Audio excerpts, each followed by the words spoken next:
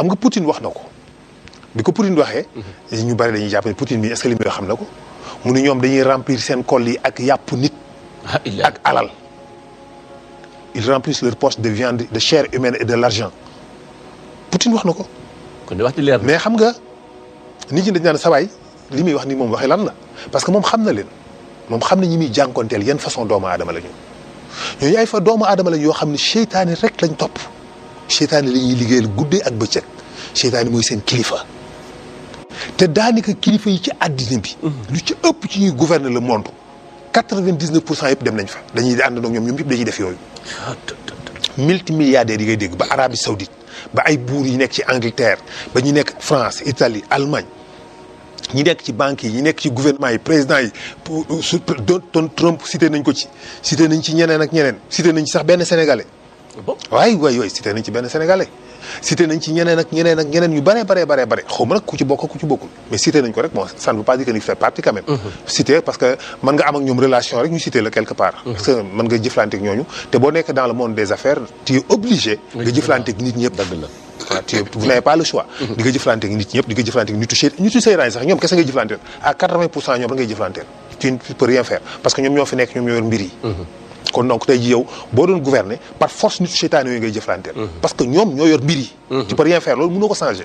mënoo ci dara léegi nag ñooñu ñëpp nag am na ci ñoo xam nag ñu noonu yooyu li ñuy jëfandikoo pour ay longévité dañuy naan ay deretu nit. deret yoo xamante ni si deretu xale lay doon.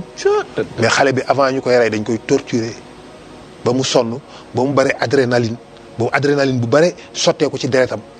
deret boobu dañuy gëm ne bu ñu ko naanee daf leen di jox longévité dañuy gudd fan dañuy wér dañuy rajeunir et cetera. moo tax da nga koy gis ci ñooñu. Einstein dafa jënd benn île boo xam ni daf ko defar day jël ay xale yu jigéen yu bëri la ñuy wax yoo xamante ni si am nañu ay 12 ans 11 ans jëm kaw tuuti noonu yóbbu leen foofu dañ leen gëmloo nag lu nekk quoi da ngeen nekk ay mannequin da ngeen def seen avenir day baax. mais bu ñu leen fa yóbbu pour quelque temps nee na genre vacances bu ñu fa demee dañ leen fay téye woo nag kilifa yi ci àddina bi ñooñu nga xam ne ñoo ay Arabie Saoudite ay Makka ñu jógee Makka ñoo ñëpp ñu ngi ci biir ñoo xam dañuy ñëw bu ñu ñëwee toog fa nekk faak ñoom def la leen soob. léegi rek dañuy jàpp jigéen joo xam ni dañ koy faat buñ ko faatee dañ koy griller dañ koy togg dañ koy lekk parce que loolu seytaane bi dañ koy defloo xam nga la jë baal. jëbaal dañ koy adorer ñoom la majeure partie dañuy adorer benn jàll benn xërëm. bu ñuy wax la baal. moom la ñuy jaamu benn statue bu mag la boo xam boo gisee dafa toog nii mais li ci ëpp day uuf benn liir parce que sacrifice d'enfant yi mu bëgg moo tax ñu koy defal loolu te jë baal boobu yàgg na du tey de ñoom inventé wuñ ko de. ak jiitu na leen ñoom dañ leen ko fay fekk seytaane la jinne la boo xam ne ñu defar xërëm bi boo gisee ay béjjënam mu toog foofu xam nga atadduuna baxlan wa tazaruuna axsanal xaaliqiin boobu moo waxoon ci alxuraan baxlan boobu mooy baal mooy la jë baal yàgg na fi jë païen yi yàgg ya bien avant atadduuna baxlan ma ndax yéen da ngeen di jaamu baal bii wa tazaruuna ngeen bàyyi ki nga xam ne moo gën ci bindkat yi muy yàlla subhanahu wa taala mais jë boobu ñoom moom la ñu adoré moo leen di def loo ay sacrifice yu mel noonu parce que seytaane ci iblis ci côté boobu ci ñooñ noonu lay liggéeyloo am na aussi yàgg na xam nga même ba ci jamono yonent yàlla nu wax iblis chaque génération daf leen di utal ay xërëb jox leen ay nom jox leen ay tur ngeen leen jaamu def leen ay yàlla iblis moo leen koy créer moo leen créer kii yooyu statut yooyu si nga même les xam nga manaata ubal naata ak Uzza waaw naata ak manaata ak Hosa laata moom la ñuy wax le dieu de la fécondité maanaam moo yor fécondation am njaboot ak yooyu manaata moom moo yor le destin ak la mort ubal Hosa moom la ñuy wax ubal moom moo yor li nga xamante ni si mooy la fertilité ak koom-koom bu bare donc ñoom jet yooyu te ay jigéen lañu dees yooyu ay jigéen lañu ay jigéen lañu li ma jaaxal mooy ñoom ni ñu manqué woon respect jigéen te seen yàlla yi à 99% ay jigéen la ñuy doon c'est-à-dire yàlla ci boppam jigéen lañ koy def loolu lañ ci jublu xam nga laata boobu nañ ko wax alaat dinañ ko woowee alaat c'est-à-dire dañuy xaw a sàcc turu allah alaat dinañ ko woowee voilà donc yooyu moom lay jàmm jiitu na ba ci jamono yonent yàlla Nuux bi ñuy wax laa tazaruna alihatakum wala tazaruna waddan wala shu'an wala yaxuusa wala yaxuuqa wa nasran ñoom tam 5 xërëm yooyu ñu doon jaamu nitu noox ya xool ni mu yàggee nga xam ne loolu culte boobu seytaane yàgg na ko placé ñu koy teg def ko ay yàlla def leen teg leen ay xërëm di leen jaamu di leen sujjootal di def ñoom seen kanam parce que depuis Iblis mi ngi ko commencé depuis bi ñu rayee Xaabil ci la ko tàmbali ci ci yonent yàlla Adama bi Siisa rayee Xaabil xam nga Siisa bi Adama di génn àddina Xaabil ni mu rayee Xaabil waaw te Adama munu ca dara Adama munul def crime xamul nu ñuy rayee nit kenn musta rey nit Adama xamul nu ñuy rey nit mais xam na ni kii injustice bi mu def war nañ ko def dara mu ñaan yàlla na suuf wan na Xaabil suuf di wan na Xaabil ni suuf si ci barke bismillah rahmaan bu ma wan suuf si di goxiwaat ko kenn xamul fu Xaabil jëlee basmala moo tax basmala yàgg na basmala moo jiitu Adama mais loolu damay bañ mu jël suñu temps mais defe naa ne mas naa ci wax basmala bismillah rahmaan rahim Xaabil jot na ci te Adama xamugu ko moom Adama bu la neex nga wax loolu waaw daf ko bett xamuñu nag fu ko Xaabil xame mais nee na ci barke bismillahi rahmaani rahim bul ma wan suuf si génnewaat ko. kon basmala garaaw na. daf weesu na garaaw. la ilaha illallah. moom la yenn nit yi nag bëgg laa dindiloo ci sa julli. ni la booy jàng basmala bul jàng basmala. na nga réfléchir rek ngir yàlla ki lay tere loolu lu mu bëgg. terewu la loo xam ne yàlla moom lépp lu muy wax ci alxuraan danaan bismillahi rahmaani rahim lépp laa wax waxuma saar fatiha dong de. waaw saar yëpp lépp saar danaan bismillahi rahmaani rahim ba pare. benn saar rek daal gis amu ko muy tawba. muy tawba te ma nga ca biir ma nga ca suuf ma nga ca biir. ma nga ca biir. innahu min Suleymaan wa innahu bismillahi rahmaani rahim boo gisee nag yàlla comme taw ba dafa nekk saaru tëkkoog menace ak yooyu yàlla mënut a ànd ak basmala xam nga am na kay fee yoo xam boo koy def doo ci bind bismillahi donc parce que tabari daal bi boo koy am na noo koy liggéey doo ci def bismillahi rahmaani rahim voilà parce que mu dal waaw kay parce que yërmande nekku ca boo ne bismillahi rahmaani rahim rek dugal ko yërmande moo tax booy rey xar dooni rahmaani rahim da nga naan rek bismillah waaye doon ni arrahmaani rahim parce que nag ren di àndut ak rahmaan ak rahim dëgg amu fa newu fa de voilà yooyu yàgg na yooyu du yu bees ñoom génération après génération Iblis daf leen koy donnuloo moo tax Xaabil nag biñ ko reyee bi ko Siisa reyee Xaabil ab doomu njaboot Xaabil waaw bi ko Siisa reyee Siisa la wala déedéet Siisa moo rey Xaabil moo rey Haabil léegi nag Xaabil mi rey Haabil moom Siisa moo ko rey après Siisa moo ko d'accord comprendre nga Adama moo ni Siisa na nga ma wëral Xaabil ba gis ko ci kaw suuf na nga ko rey parce que boobu Xaabil dafa dem boori Irak installé wu fa léegi nag bi Adama génne àddina Siisa wër ko di ko wër ba gis ko xeex ak ñoom ba jàpp ko rey ko léegi bi mu ko reyee nag njabootam Iblis dikk ne leen kii bu leen ko suul kii dafa kawe kii dafa am cër ci yàlla kii fi mu toll ni leen dugal leen ko ci xuntumale de leen fa ñaan seeni soxla ñu dugal ko ci wenn xeer creuser ko dugal ko ci biir takk ko dugal ko ci xuntuma mu teg fa benn jinne ku dikk ni ko waa man de sama gëlëm nga dafa réer nangam na nga am jinne ci dégg benn baat bu la toon di jinne ci ne la gëlëm gi mu ngi barab sàngam nga dem fekk ko fa kii dikk ni ma ne sama doom ji dafa tukkoon bu yàgg ba léegi mënut a ñëw mu dikk ne sa doom ji dana ñëw ginnaaw suba sa doom ji ñëw ñu gëm ko di ko jaamu ñu xëy di ko sujjóotal donc à partir de là la Iblis tegee culte boobu utal leen ay yàlla tu vois les premiers dieux ci jë xërëm yooyu fii Xaabil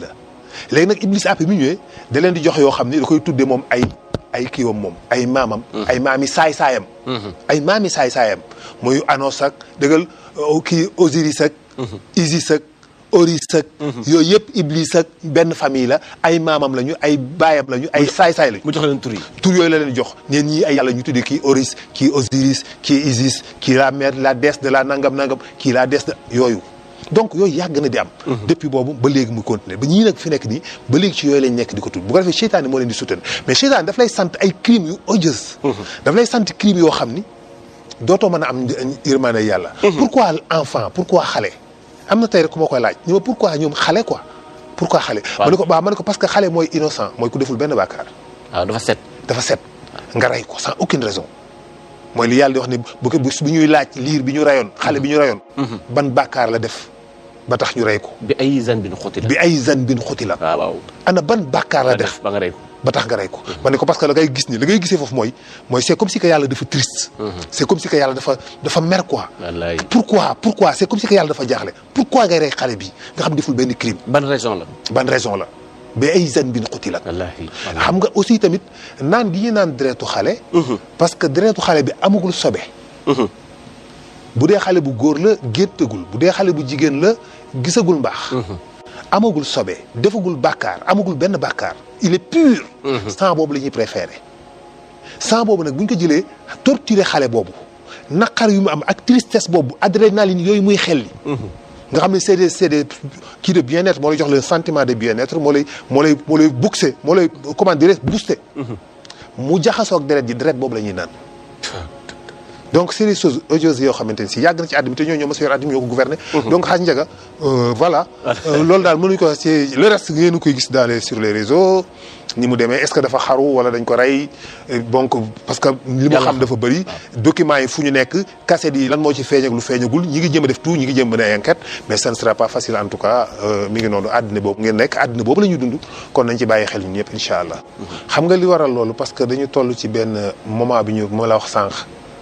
mooy mbir yi dafa jël voie wu jeex ñoom ñu yor àddina bi depuis des millénaires ñoom ñu ko yor depuis des millénaires di ko doxal ci ni mu leen neexee bind loi yi créer constitution yi taxawal état yi créer système économique yi. créer les banques ñoom ñoo ko def. ñoo jàngale li ce qu'on a appris à l'école. ñoo manipuler les populations ñoo manipuler les masses. ñoo leen teg ay stress ñoo leen teg ay angoisse ñoo leen di teg ay fitna ñoo bëgg nit ñi population yi nit ñi am fitna. ñoom ñoo bëgg population yi nit ñi stressé dégg nga baax li may wax. ñoom ñoo bëgg nit ñi di stressé di angoissé wu. ñoom dañoo bëgg nit ñi di nekk ci fitna ñoom dañoo bëgg nit ñi di tiit tout le temps seen fit du dal parce que ci loolu. ci ngay mën a manipuler nit ñooñu. la meilleure façon pour nga manipuler nit ki. il faut que mu am benn tiit benn crainte mu tiit. bu tiitee tàggoog sagom. tàggoog day accepter lépp bu tiitee nga ne ko mën naa la génne ci sa peur bi ci condition yi da koy nangu. waaw. génération boo xam dañoo tiit ni seen avenir du baax exemple benn exemple rek laa ciy jël. génération boo xam dañoo tiit adduna bi dafa métti crise mondiale bi ñun koy du ñu am ay walaakaana ngeen di doon ba ngeen di dee yéen koy du ngeen ci génn liggéey amul xaalis amul ñu tiit. ñooñu bu ma dikkee ni leen bu ngeen signé d'accord góor jigéen am droit bu ko neex. dinaa leen jox dinaa nangu 1000 milliards ngeen liggéey boo deful ndànk à 80%. waaw mën nañu ko accepter. parce que finalement dañuy ut benn lay rek naan ñu daal ñu ko jël suñu yoon nekku ci ku nekk ci góor jigéen yaa xam mais ñun nañ jël suñu xaalis ñun ñu jaamu yàlla nekk jullit. loolu la ñuy wax ñun ñu jaamu yàlla ñun en tout cas ñun nekk jullit ñun. léegi nag ku ci des ku nekk yaa xam mën nañ ko accepter parce que dañuy jaaxle dañuy tiit. mais nag Sénégal moom xawma lu leen yàlla defal jeunesse bi damay gis ni malgré loolu ñoom ils s'en fout. bugguñu lu bon. booy boo xiif rey ñu. booy boobu ñu yor dara. dama ne non booy yaay jàmbaar dëgg lañu quoi. da nga gis ni malgré tout soxla nañu xaalis comme ñëpp ñoom tamit tiit nañu suñu avenir fu ñu ciy génnee àddina bi dafa taxaw ñun est-ce que dinañ dem duñu développer mais quand même terewul. bugguñu ba léegi yu bari dañ koy bañ.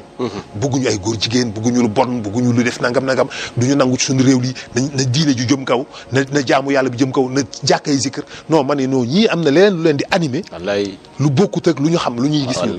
wallaay parce que ay jeunes fi ñu toll noonu waroon nañu tiit ba ne non ñun daal suñu yoon nekku ci na xaalis bi ñëw rek ñun ñu dund. lu ñu am baax na. ku bëgg a nekk yéefar nga nekk ko ku bëgg a nekk jullit nga nekk on s'en fout. mais pourtant réagir wuñ noonu. ça c'est quelque chose à saluer. donc vraiment ay jeunesse lañ boo xam ne mën nañu am ci ñoom yaakaar. mën nañu am ci ñoom confiance léegi nag ñu toll ci période boobu. bi nga xamante ni si lu bari day feeñ. ñoom ñu bëgg nit ñi am fitna. nit ñi tàqalikoo ak seen sago. nit ñi nekk ci angoisse. nit ñi nekk ci stress. ñu créer benn système boo xam ne dafay créer conditions yooyu.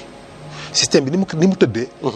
nit ki dañ koy utal ay salaire def ñëpp ay esclaves. civilisés ay esclaves modernes. ay esclaves yoo xam ne ay jaam lañu ñoom ñëpp ay esclaves yoo xam ne d'une manière vraiment très contrôlée.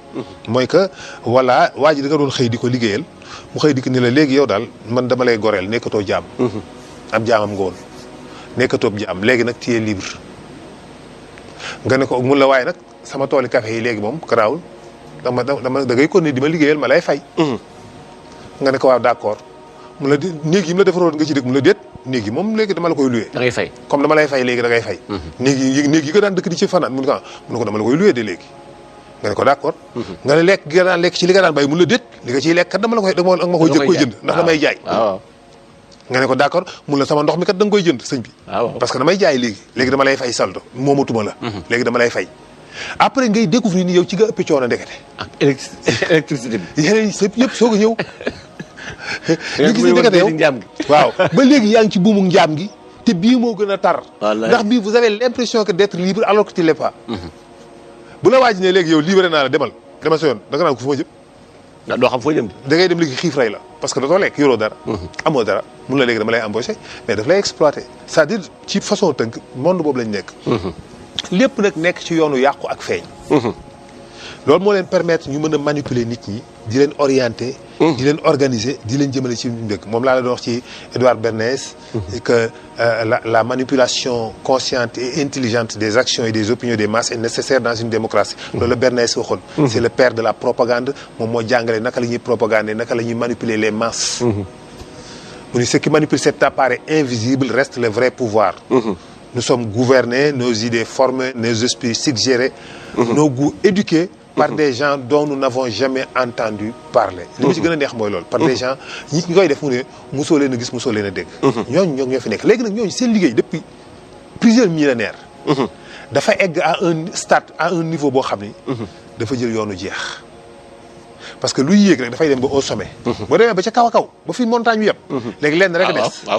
jéem fa maintenir wàcc. mais wàcc moom par force mooy am. dëgg la de. amul lenn loo xam day yéeg rek continuer sans arrêt. wallaay. yàgg day mujj defaat nii.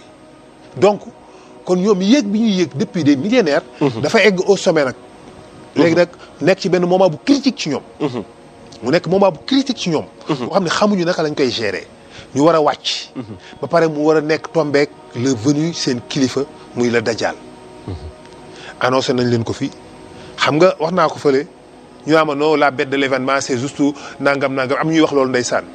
que la bête de l'événement bi kii doon wax bi président France bi nu mu tuddati doon wax. la bête de l'événement mooy juste Macron. mooy juste l'internet wala peut-être quelque chose de comme ça en tout cas c'est des événements qui vont se passer. mais alors que Macron daf ni leen. quelque chose qui dépasse. qui vous dépasse. qui vous a précédé. et qui restera. est-ce que di nga wax jooju. s'il te plaît. na ngeen réfléchir bu wax ci loolu Macron wax. quelque chose qui dépasse. qui vous dépasse. qui vous a précédé et qui restera. loolu lay tuddee la bête de l'événement. elle est là et elle arrive. mooy le Dajjal. mooy la venue du Dajjal. moom mooy la bête de l'événement moom mooy xew-xew bi mooy événement yi moo créé ce qui se passe. moom lañ doon xaar depuis des millénaires ñoom tamit. kon ñoom dafa mel ni que ñoom am nañ contact ak moom. direct yu wér yu leer Iblis ci boppam dañuy am ak moom contact direct. di ko gis mu di leen gis ñuy wax ñuy dégg mais. c'est mais c'est grave. c'est compliqué léegi nag ñu toog ci benn stade boobu. xam nga fi la Poutine ñëwee nag bëgg a renverser loolu. donc ñoom mais li ko déclenché ci ñoom la parce que comme ñoom dañuy calculer à l'avance jàngat terrain bi xool situation yi. xam lan moo waral problème yi. bu ñu xoolee problème yi ba seen ko dañuy jëm a sekki problème boobu sànni. ils ont su que ni blocage bi ñu am. ba tax mënuñu def li ñuy àddina bi li ñu bëgg mënuñoo yilif réew yi ci àddina bi yëpp mënuñoo bu ñuy woon Palestine tey dañ koy raser. dana am ñu taxaw coow ba loolu du sotti. ñu gis ni force boobu dëgg Poutine la. ñu ne kon il faut que ñu affaiblir Poutine loolu moo indi coow li naka lañ koy affaiblir mooy dañ koy jël dëkkandoom bu ñu mënul taal rébellion ci biir Russie parce que ñoom la ñuy essayer toujours créer rébellion ci temps yi jéem nañ ko ci Iran. créer fa ay rébellion gars yi jéem a jóg di manifester yooyu. ñu manipuler leen ñoo xam ñi ngi en dehors ñëpp xam nañ ni terrorisme bi tey jii FBI ñoo ko mas a financé. tey jii c'est clair. génn na xam nañ ko ay nit yu FBI génn nañ wax ni nekkate financement yi gën suñ koy jox terroriste FBI moo ko doon def. ñoom la. waaw effectivement. donc ñoom ñooy def loolu te ñoom ñooñu c'est le nouvel ordre mondial ñoom ñooy yor rébellion yi yàgg naa leen fa wax ni la rébellion yi ngay gis. rebelle yi ngay gis terroristes yi ngay dégg yooyu yëpp ñoom ñooñu ñoo ko yor ñoo koy manipuler ñoo koy dundal. ñoo koy saytu ñooy taal réew ñoo koy fay ñooy taal sa rébellion réew ñoo koy fay. na ngeen xam loolu ngir yàlla.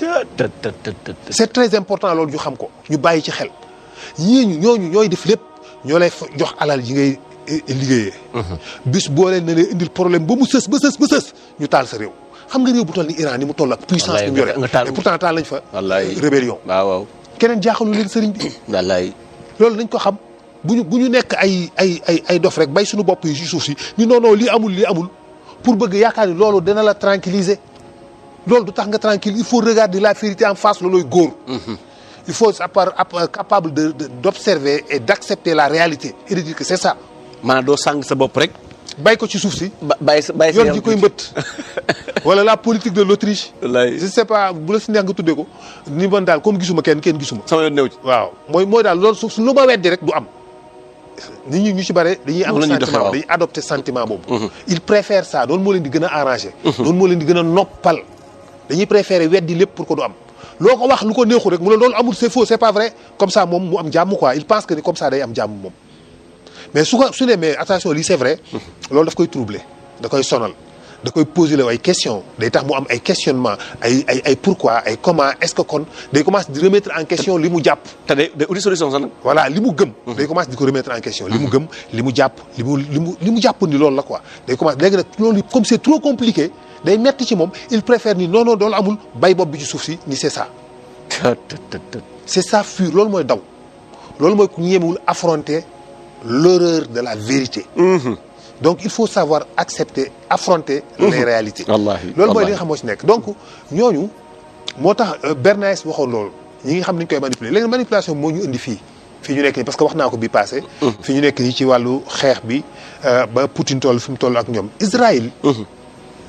a toujours été comme ça. Israël bu ma nee Israël dindi sa xel état bi ci boppam. ma dindi ko. xamal ni d'abord c'est des sionistes maanaam ñenn la ci biir bànni waa Israël. du israélien yëpp a bot. du ñëpp waaw. ñenn la ci biir bànni Israël ñu ñuy wax les sionistes. à 99% ñoom la les sionistes ñoom ñoo am mentalité esprit boobu. esprit juif boobu quoi les juifs ñoom ñoo baax ñoom ñoo gën ci àddina bi ñi ci des ay duñu nit dara. boo demee ci seen Talmud yi seen téere yooyu yañ fay wax mooy ku dul juif moo xaj yi ñooyam. ku dul juif bu la neexul sax mën nga koo rey. ko te yow tey jii nit bu defee dara ab juif bu ko xuryoon koo xam du juif nga rey ko jaadu na. ñoom tekkiwuñu dara ay mbaam lañu nu leen la ñuy yàq quoi wax yu gën a ñaaw la ñuy wax. ci ñi nga xam duñu juif. mentalité boobu moom lañ gëm te du changé. waaye juif bi li muy gëm loolu yëpp mën naa dikk si yow raayal la say tànk ci suuf sukk ci suuf raayal la say tànk yow mi nga xam jàpp na yow golo la gën mën na ko def bu ci gisee intérêt. bu la soxlaa kon intérêt lay jàmm. waaw intérêt lay jàmm.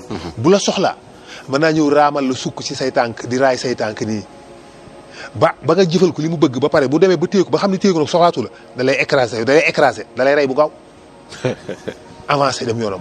loolu mooy mentalité juif ñoom noonu la ñuy fonctionner.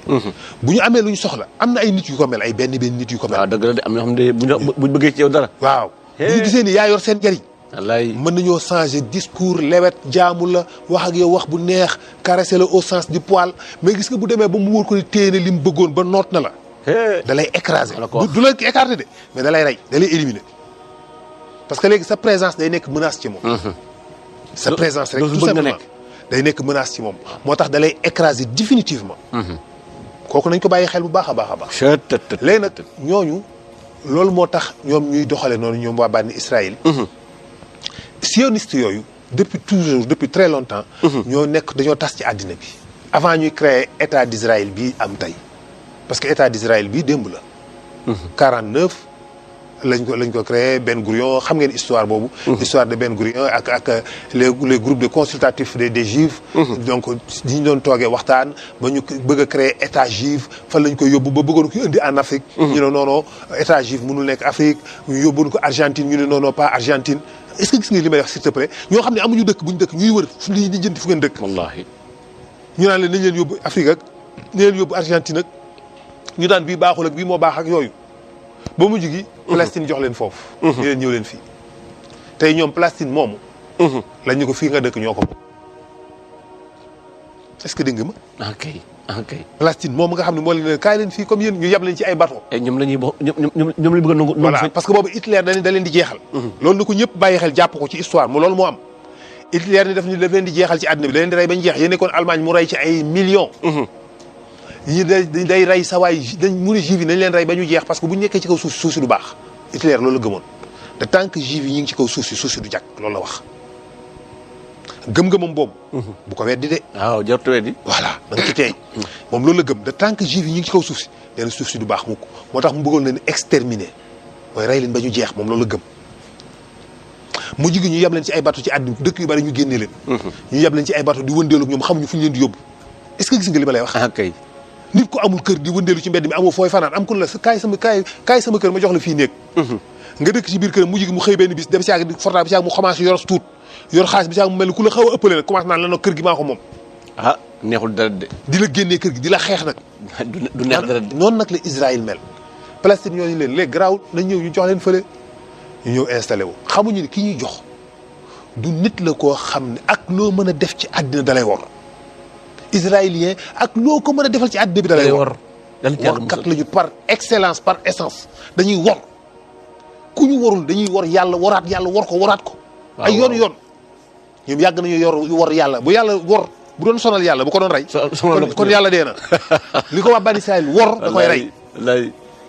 dañ ko ñoom ci lañ dëkk wor yonent yëpp bu ñu mës a àndal yonent bu ñu wor nañ la suma amanu suma kafaru rek wallahi donc ay workat lañu ñoom ci seen deret la nekk ñoom ay loolu moo bokk ci ñoom dañ lay wor ak koo mën a doon ci àddina bi réew yi di leen jàppale ay États-Unis ak France Europe gi dañ leen di wor te ci yoon boobu lañ nekk nii war nañ ko xam nag war nañ ko xam nag ci yoon boobu lañ nekk ci wor leen ñoom ci seen bopp fi mu nekk nii démonter États-Unis tas ko ak tasaare Europe mooy seen programme parce que après ñooñu dañuy nekk ay kii yoo xam ne soxlaatuñu leen ils ont besoin d'autre chose parce que ñii dañu jël voie wu jeex. léegi nag comme affaire bi dafa nar a yàqu mooy bal bi na tàkk. mooy àddina bi na tàkk ñu def benn guerre mondiale Amérique sànni ay bombe nucléaire Russie sànni ay bombe nucléaire Amérique Europe sànni ko Russie sànni ko Europe ak Russie ak Amérique gépp ànd na sax. fekk na boobu ñoom daw nañ dugg ci seen pax yooyu comme ay kaña tëju fa ci seen i bunker xaar leen ngeen reyante ci seen biir ba jeex tàkk nga xam ne tuuti nit ñooy des ci àddina bi une bonne partie ci àddina bi mën nañu dee mën ngeen sax 50% yi war nañu mën a dee peut-être maanaam 4 milliards de personnes peut-être mën nañu perdre vie parce que guerre nucléaire boobu bu amee wala sax lu ko ëpp peut-être sax li may estimer mën na ko ëpp loolu waaw mën na ko ëpp 8 milliards lañu 4 milliards yi mën nañu dee wala 6 milliards yi disparaître mu des 2 milliards de personnes sur la planète léegi ñu toog ci seen bunker quelques mois voire quelques années le temps que jaww pënd bi wuri gaz yi xaw a disparaître ñu génnaat ci seen i bunker ak seen xam-xam ak seen connaissance commencé waat établir waat le monde créé waat benn stabilité commencé waat construire commencé bayaat suuf si commencé construire waat beneen nouvel ordre mondial bu ko defee ñoom li ñu bëgg a téye du leen rëcc mukk parce que yonent bu bës ñëw noonu la Iblis def ak yow boo ñëw dañuy xeex ak yonent boobu bu ñëwee ba yonent boobu xeex ak moom ba rey ko wala bu ñu ko mënta rey ñu fexe ba nit ñi weddi ko wala bu ñu mënta fexe ba nit ñi weddi ko ñu bàyyi ba mu jógee fi rek bu fi jógee ñu jël téere ba mu indiwoon falsifié ko soppi ko bind ca leneen affaire bi yàqu. lépp annulé wu ñu créé waat ñoom beneen culte bu bees ni nit ñi lii mooy diine ji. li yonent boobu indi woon ñu defar ma ko jox leen lii mooy diine bi bu ko defee bu ñu toogee tut ba loolu sax yàlla ni xaaral daal di yebalaat beneen yonent bu yonent boobu dikkee ñëw tojaat li ñu defoon lépp yàqaat ko jàngale waat yàlla ju wér ñu defaat nañ defoon rek bu ñu demee ba loolu daanu ba jeex ñu changé téere yam bàyyi woon la mu jàngale woon modifié ko bind leneen daal di leen waat lii mooy diine ji nit ñi toppaat wala di ko jaamu ñu continué waat nekkaat ci réer yàlla yónni waat beneen jot wa kazalika jaxalnaa li kulli nabiyin aduwan shayatin al ins wal jinn yu'i ba'dahum ila ba'din zuxrufa qawlil xuróoran naka loolu daa defee ci bépp yonent ay noon loolu la yàlla wax naka noonu laa defee ci bépp yonent ay noon ñu ko yàlla noon yi lu mu doon mu ne ay seytaane la ñuy doon ñu ne ko ay seytaane yu mel nan mu ne seytaane yoo xam ne ay nit lañu ak ay jinne ñu ne ko ay nit ak i jinne mu ne waaw ñu ne ko ñooñu luy seen jëf mu ne ñoom kat danañ liggéey ci seen biir danañ échanger comme ñoom ni ñuy échanger tey yuuxi ba'dahum ila ba'din zuxrufa qawlil xuróoran ay méthode ay tëralin ay communication bu leen di permettre ñu mën a sànq àddina bi walaw saa rabbuka bu neexoon sa borom maa faxaloo loolu du am kon nag fa zarhum ma yaftaruun bàyyi leen ak seen biir te yow nga topp sa diine rasulullahi sallallahu alayhi wa sallam nga ne ko waaw yàlla lan moo tax nga def loolu nga seetaan loolu mu ne li kay laa tax sa mu la pour que mu jeng jëm ci ñoom pas-pasu ñi nga xam ni seen xol laabul seen ngëm wérul seen ngëm wérul pour que mu jeng jëm ci ñoom ñi nga xam ne ñi ngi ànd ak jullit yi te seen xol wérul seen pas-pas laabul nga xam ne dañuy xaar occasion bu leen permettre ñu mën a génn ci lii dem ci leneen mais amuñu ko am na ñoo xam ni ñi ngi ci biir jullit yi dañoo ñàkk pexe di ànd ak yow parce que gis ñu luñ la mën a weddee. amuñu pexe. amuñu pexe. waaw àndu ñàkk pexe la. àndu ñàkk pexe la. waaye bis bu ñu gisee beneen affaire bu taxaw fële à côté tuuti rek nga gis leen ñu génn dem. wala tasxaa ilayhi afidatu alladina laa yuminuuna bil axira.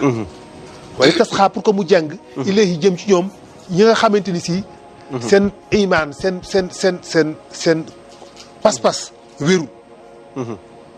boo defee nag ñu ànd ak ñooñu. man leen a topp moo tax yàlla dafa nekk koo xam day ubbi buntu yëpp day ubbi buntu ngëm waaye day ubbi buntu weddi. pour ki bëgg a weddi. yàlla ni mu ubbee buntu ngëm. noonu lay ubbee buntu weddi pour ki bëgg a weddi. ne ba da ngaa bëgg a weddi am utal naa la weddi kaay. demal yow laa ngi nii. voilà da ngaa bëgg a gëm yow waaw utal naa la gëmukaay. yow laa ngi nii waaw. moo tax alxuraan ji. ak waaraate wi du jariñ li dul ki nga xam ne dafa gëm. du jariñ ki wax. zalika alkitaabu laa rayba fiihi hudan lil muttaqin loolu yàlla wax. zalika lii ab téere la boo xam ne laa rayba fiihi amul benn sikki sàkk hudan gidd la. lil muttaqin ñu ne ko ndax ñëpp lay gindi mu ne déedéet lil muttaqin dong. mais c'est ça. dëgg la te loolu la wax. waaw dëgg la de. waaw mais parce que nit ki gëmagul te xamagul li muy gëm. dafa am nit ki koo nekk ku judd rek gëm nga wala weddi nga. avant ngay wax sa xol li ci nekk ngëm la wala weddi la loolu yaa ngi ko defee ca alastu bi rabbikum. ca alimul arwaax. ca alimul arwaax. nga jëlee sa décision gëm wala weddi boobu nga ko jël yaa ko jël. kon bi yàlla ne alastu bi rabbikum ruux yi fettax ni balee ca waxin wa balee ga. ca balee googu ñëpp wax. waaw ca la am na ñu dëggu am na ñu fen am na ñu jeexi jaaxal am na ñu dëggu ci seen balee. am ñoo xam ne li ñuy wax dara gëmuñu ko ci. te moom yàlla xam na ko. am ñu jeexi jaaxal léegi nag yàlla bàyyi leen nag kenn ku nekk li nga wax mu jox la possibilité nga mën ko exprimer. ñii dañoo gëm. yàlla teg la ci situation ba xam seen ngëm googu dinañ ko doxal. ñi weddi ba xam ne dinañ ko doxal. ñi naa féq ba xam ne dañ nekk ci diggante bi naan nit yi jeexi jaaxa. moo tax nit ki bu dikkee. dafa dikkaale ngëm wala weddi. ba pare léegi nag day wëri moom lu confirmer weddem. d'accord. kii nag moom di wëri lu confirmer ngëmam. dëgg la. te comprendre nga. ok dëgg la. xam nga damay jox exemple chaque jour ci yonent yàlla Ibrahim. yonent yàlla Ibrahim bi mu ñëwee. dafa ñëwaale ngëmam. mais xamagul lan lay gëm. mais gëm na. yaa ngi moo tax mu xool ci weer weeg jant beeg biddew yi. parce que xam nga ku nekk ci ku gorot nekk ci pax. 14 ans mosoo génn 14 mois quoi mais nga am âge 14 ans. 14 mois nga nekk ci 14 mois mais mu am âge 14 ans. ba mu juddoo nekk lii rek lañ ko dugal ci gorot ba tëj ko lëndëm googu ci la nekk du génn. bu yaay jee fa ñëw ubbi dindi xeer wi dugg ci biir jël ko nàmpal ko dugalaat ko ci biir tëjaat sakkaat ci xeer wi dem yoonam musul génn. ci biir xuntu moom la nekk musul génn moom Ibrahima ba am 14 mois mu am 14 ans. yaay yi soog a dikk benn guddi ni ko tey moom dama lay génne guddi rek la fa daan ñëw. parce que bëgguloon ku ko xam fu mu nekk. mu dikk ni ko tey moom nañ dem da ngay génn fekk mu taxaw nekk xale bu góor bu am 14 ans. mu ne ko tey moom nañ dem da ngay génn. génn ak moom ci bitti pour la première fois dans sa vie mu gis bitti moom moo tax mu wax loolu mu wax. ndax nga dëgg. falammaa janna alayhi layluhaa kawkaban.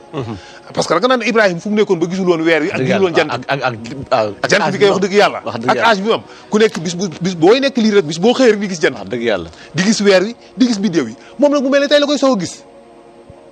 falammaa janna alayhi layluhaa kawkaban qaala haazaa rabbii. parce que boobu gëm na ni yàlla jooju mi ngi am ci xolam te xamagu ko. léegi muy gis yàlla ci. waaw léegi nag muy koy wër ki ko moom yëg na ni am na ku ko moom. moo tax rabbi la wax. néewul xaala néewul kii Allah. néewul rahman daf ne sama boroom.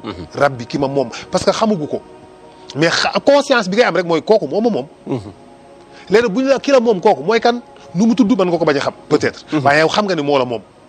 moo tax baatu rabbi la indi xaala haza rabbi. waaye bi loolu suuxee mu xam ni yàlla ji ko moom du disparaître. parce que foofu la xelam toll bi weer wi dikkee mu def la même chose ni weer waa ngi nii kii la. bi weer wi disparaître mu ni yàlla boo ma gindiwul de man xam naa ne dinaa sànku bët set jant bi fenk mu ni waaw kay jàpp ni yàlla na koo gindi est-ce que yaa ngi may dégg. ok bi bët setee jant bi fenk rek mu ni waaw kay. yàlla gindi na ma. waaw li moom akbaru moo gën a rëy moo gën a màgg. ndeysaan jant bi gën a rëy xam naa ni kon kii la jant bi fi so mu ni mooy yéen daan nit ñi yéen samay mbokk.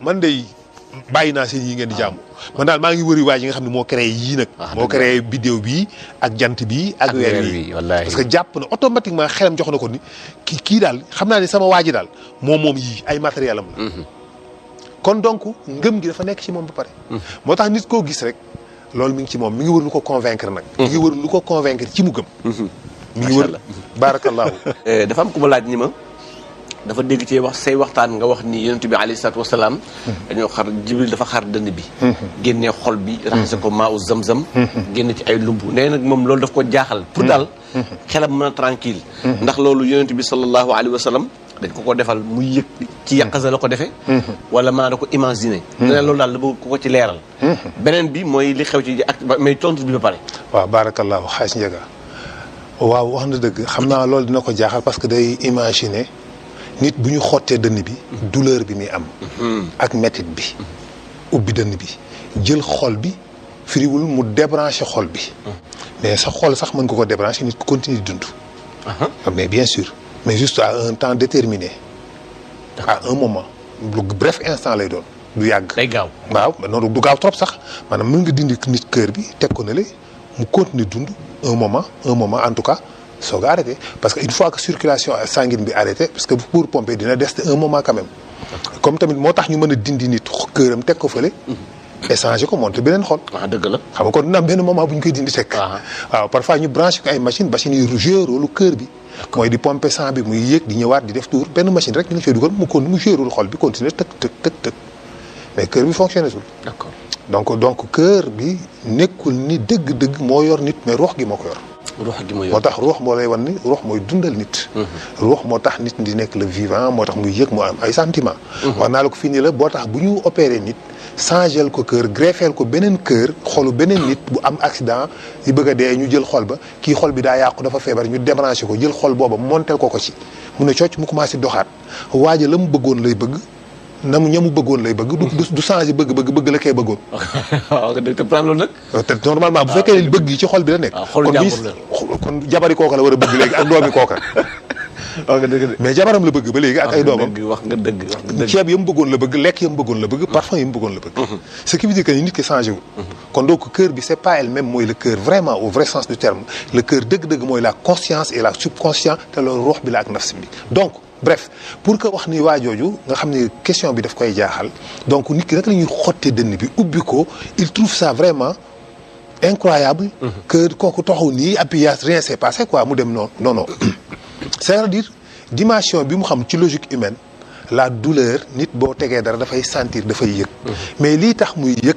benn mécanisme la bu complexe ay réaction la ay neurones la li nga xamante ni si mooy tax mooy régénérer ba ci cerveau bi ba tax mu sentir douleur cerveau bi transmettre information bi pulsion yooyu mu ñëw ci ruux bi ñëw ci nafsi gi mu soog a mën a sentir douleur bi mu delloo ko information bi mu dellu siwaat ba ci position boobu nit ko soog a yëg douleur maanaam bu ma la jamono fi paaka automatiquement information bi day dem ñëw ci cerveau bi yóbbu ko ci ruux gi jox ko nafs bi jox ko ruux gi mu tontu ko ni ko douleur la mu dellu soit ci cerveau mu dellu soit ci foofu nga soog a yëg jam-jam mais loolu lépp benn fraction de seconde la day dem ñëwaat l'information donc c'est comme si que dafa am lu koy donc rien de sa yaram nekkul en réalité moom moo dafa libre moo tax dañu am benn conscience boo xam ne moo yor lépp sa jëmm ji lépp loolu la moo tax boo lakkee yëg ko boo nangam fépp fuy tooy ci sa yaram bu ñu ko laalee nga yëg ko parce que ruux ma nga fa waaye fépp fu wow fu tooytul ruux nekkatu fa moo tax foofu du fa yëg douleur moo tax catu wee bi nga xam dafa wow bu ñu koy kaata doo ko yëg moo tax sa karaw bu ñu koy dagg doo ci yëg douleur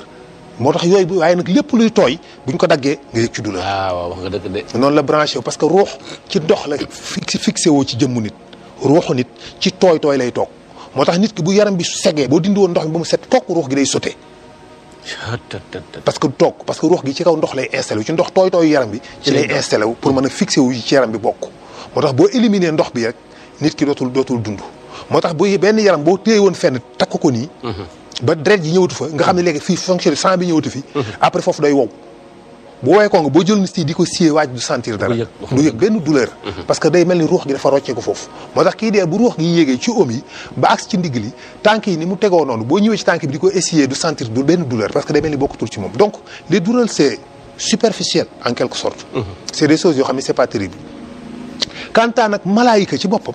dafa am ay capacités yu extraordinaire dama la parce que nit ki ay amaat ay masse de cellules la.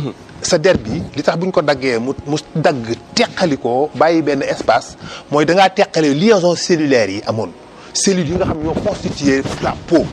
donc ay cellules yu regroupé yu lié fixé wu am benn liaison am ay liquide et cetera donc boo ñëwee rompre ko dañuy liaison ba booy écarté wu ñu bàyyi moo tax nga sentir douleur boobu parce que ndax coupure boobu am entre ces liaisons là. léegi nag malaayika du nit du ñëw nekku ni Jibril bi muy ñëw di opérer yonent bi dafa ñëw génnee benn paaka ni ko faseet ubbi dënn bi jàpp ci xol bi ak benn pression et cetera non Jibril moo gën a sew lumière moo gën a sew ngelaw maanaam mën na ñëw yow Jibril mën na dikk ci yow ubbi sa dënn bi ba mu ubbeeku nii ba ngay gis sa xol bi nii mu yëkkati nii sa xol bi téye ko te yow doo sentir dafay mel ni sa yére lay laal doo xam luy douleur nekkul ci ñooñu amul foofu problème. dafa mel ni sax professeur dafa mel ni sax loolu yàlla nga koy àtte dafa mel ni laajam bi tax na yàlla nga koy àtte parce que da ngay gis ku ñu opéré te kenn du ko dagg. exactement. léegi loolu médecine àgg na foofu. effectivement mais kii daf ko. maanaam légère. mën nañ ko def mën nañ ko opérer te duñ ko dagg Jibril mën na dugg ci sa biir yaram sans mu ubbi fenn liggéey li muy liggéey ci sa yaram. génnaat dem yam te yow doo ko sentir ni dugg na fi sax. parce que doom ji nekk ci biiru yaayam. waaw xam nga malaaka nekk ci biir bi. di ko defar di def li mu bëgg. te xottiwul dara soxlawul maanaam Jibril malaaka mën naa gën a rëy àddina bi mën naa gën a sew catu puso bu ko neexee moom malaaka parce que amul jëmm amul fu muy limite amul matière la du matière solide leer la goo xam moo gën a profond ruux kese la ruux la quoi du leer ruux la moo gën a garaaw leer ruux la. ruux nag mën na sew ñëw di pacax dugg sa yaram bi chaque jour am na lu koy traversé parce que nit xott la nit dafa vide nit du lu danse nit dansul nit dafa nekk lu vide comme saako wëttéen mais melul ni comme saako ban. comme saako wëttéen la mel nit noonu la mel dafa transparente moo tax toujours ay particules ñi ngi traversé sa yaram te doo ko yëg. chaque jour am na ñuy dal sa yaram di jàll ay neutrinos moom la ñuy wax les neutrinos mi ngi traverse sa yaram tout le temps constamment comme vide ci ñoom comme vide la mel ci ñoom dafa mel ñoom dañuy traversé ay mbedd yu dara nekkul bu ñuy traversé sa yaram te yow doo ko yëg allahu akbar sentiroo douleur yooyu rasulullah sallallahu alayhi wasallam bi muy gën a àddina bi Jibril ñëwee opéré yaay ji ci jumbax bi sentiroo douleur ak yeneen yu dul jeex yu mel noonu yonent Yàlla Ibrahim ba muy nga baal ma ci wax ji ba muy xaraf bi muy dagg li muy dagg moom yëgul douleur parce que Jibril moo ñëw yàlla mu ne Jibril bu mu sentir douleur mu dikk def en sorte que yëgul douleur moom bi mu ko dañu góor gi daal moom mën a wax lu dul dëgg dañu woon lii day metti te metti parce que boobu siraan defoon ko dafa metti mu gis ñu ne ko déet day metti de c'est-à-dire dafa am lu ñu ci def rek moo tax mettiwul anesthésie dañu koy jël anesthésie benn affaire ngay dagg nit ki te du sentir douleur sàkkantuma ak Jibril donc c'est pas un problème loolu mooy bi ci jëkk donc ñaareel bi raxas bi mu xosoo maaw zam-zam boobu ngay dégg du zam-zam bii nga xam ci Màkka de adu bi déedéet mooy ndox moo xam ni dafay def sakina ci nit xam nga zam-zam mooy dalal loolu lay tekki mooy sakina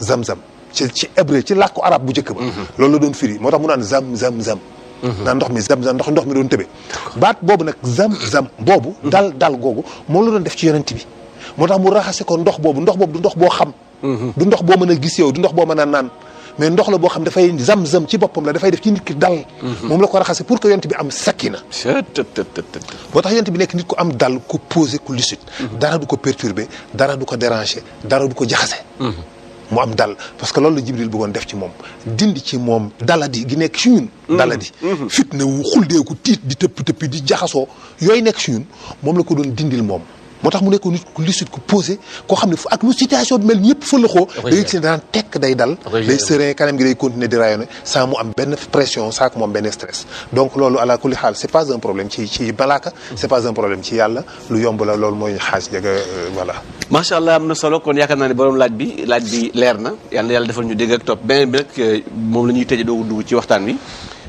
mooy li xew ci jamono mooy waajooju nga xam ne xëy na dafa amoon ilam waaw Epstein wax kay moom dafa indi ay du ko neex maanaam macha allahu taala léegi nag moom wax nañ ni dafa xaru dafa ñàkk bakkanam effectivement ci prison bi loolu lan moo ci sax sa gis-gis yow en tant que professeur voilà xam nga Epstein c'était quelqu'un d'incroyable noonu laa ko mën a waxee waaye kenn la rek ci ñooñu ñëpp xam nga yii yëpp fan yii yëpp maa ngi jot ay message ci loolu ñu may wax li nga doon wax mi ngi nii li nga doon wax li nga ñu daan expliquer ma leen man kat domaine boobu nag dama ne woon génn naa ci du ma ci waxati wax dëgg yàlla waaye daal peut-être nit ñi léeg-léeg boo leen di wax lépp sax dañuy dem bi sax dañu naan waa ji est-ce que wér na. est-ce que wér na loolu la ñuy laaj. kaa ji parce que am na yoo xam ne wa yàlla xam ne ne wallaahi Ndiaga du ma ko sax wax parce que boo ko wax dañu naan kii wérut.